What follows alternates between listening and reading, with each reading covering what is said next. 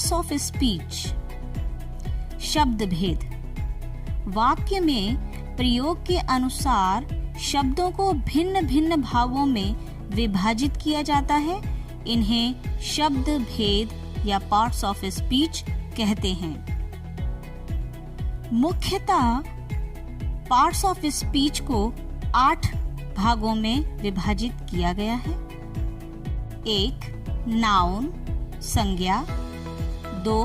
Pronoun सर्वनाम, 3. Adjective विशेषण, 4. Verb क्रिया, 5. एडवर्ब क्रिया विशेषण, 6. प्रीपोजिशन संबंध सूचक अव्यय, 7. कंजंक्शन संयोजक और 8. इंटरजेक्शन विस्मयादि बोधक अव्यय। Noun. The name of person, place or thing is called as noun. Nouns are also known as संज्ञा in Hindi. उदाहरण, Ashoka was a great king. Ashok एक महान राजा थे। Delhi is a big city. Delhi एक बड़ा शहर है। The sun is very hot. सूर्य बहुत गर्म है। उपर्युक्त वाक्यों में अशोका, किंग, दिल्ली, सिटी और सन का प्रयोग संज्ञा की तरह हुआ है। Nouns are classified into 5 categories: proper noun, common noun, collective noun, abstract noun, materialistic noun. Proper noun व्यक्तिवाचक संज्ञा, common noun जातिवाचक संज्ञा, collective noun समूहवाचक संज्ञा, abstract noun भाववाचक संज्ञा, materialistic noun पदार्थवाचक संज्ञा। Pronoun सर्वनाम। Pronoun is the word used in the place of noun. सर्वनाम एक शब्द जो कि संज्ञा के स्थान पर प्रयोग किया जाता है। In Hindi, pronouns are called as सर्वनाम। In other words, pronoun is the word which is used in the place of a noun, generally to avoid repetition of the noun. Example, he, she, you, it, etc. Pronoun is divided into 8 parts. सर्वनाम के 8 भेद हैं। Personal pronoun व्यक्तिवाचक सर्वनाम, possessive pronoun स्वत्वबोधक सर्वनाम, reflexive pronoun निजवाचक सर्वनाम, relative pronoun संबंधवाचक सर्वनाम, demonstrative pronoun निश्चयवाचक सर्वनाम, indefinite pronoun अनिश्चयवाचक सर्वनाम, इंटरोगेटिव प्रोनाउन प्रश्नवाचक सर्वनाम, डिस्ट्रीब्यूटिव प्रोनाउन वितरणवाचक सर्वनाम। वर्ब क्रिया। Verb is the word that says something about the noun or expresses some action by the noun.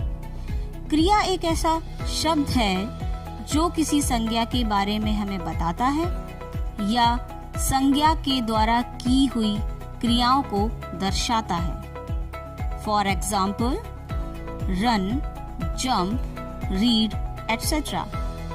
Hindi में Examples: The girl wrote a letter. Delhi is a big city. He played cricket. The sun rises in the east. उपर्युक्त वाक्यों में wrote यानी लिखा, is यानी है, played खेला, rises उगता है, क्रियाएं हैं। Verb is divided into 2 parts: क्रिया को दो भागों में विभाजित किया गया है। ट्रांसिटिव वर्ब, सकर्मक क्रिया। Transitive verb are those verbs which normally have a direct object. सकर्मक क्रिया में कर्ता यानी काम करने वाला व्यक्ति के काम का प्रभाव किसी अन्य व्यक्ति पर पड़ता है, उसे सकर्मक क्रिया कहते हैं। For example, Ram is reading newspaper. यहाँ पर राम कर्ता है और न्यूज़पेपर कर्म है, यानी ये एक सकर्मक क्रिया है। Sita is going to market, Johnson is playing the football. Sita करता है और मार्केट कर्म, जॉनसन करता है और फुटबॉल कर्म, अतः ये सकर्मक क्रियाएं हैं। इनट्रांसिटिव वर्ब, अकर्मक क्रियाएं। Intransitive verbs which does not have any specific object on which the action being done. अकर्मक क्रिया में कर्म नहीं होता, कर्ता का काम का प्रभाव किसी दूसरे पर भी नहीं पड़ता, स्वयं पर पड़ता है, उसे अकर्मक क्रिया कहते हैं। यानी कर्म के बिना जो क्रिया हो उसे अकर्मक क्रिया यानी इनट्रांसिटिव वर्ब कहते हैं। For example, kids are crying, बच्चे रो रहे हैं। रंजन इज प्लेइंग, रंजन खेल रहा है। मोहन इज स्लीपिंग, मोहन सो रहा है। आप इन वाक्यों में देख सकते हैं कि कहीं भी कर्म नहीं जुड़ा हुआ है, सिर्फ क्रिया हो रही है, इसलिए ये इनट्रांसिटिव वर्ब के उदाहरण हैं। Thank you. आज के लिए इतना ही। बाकी के बचे हुए पार्ट्स ऑफ स्पीच हम अगले वीडियो में देखेंगे। Thank you.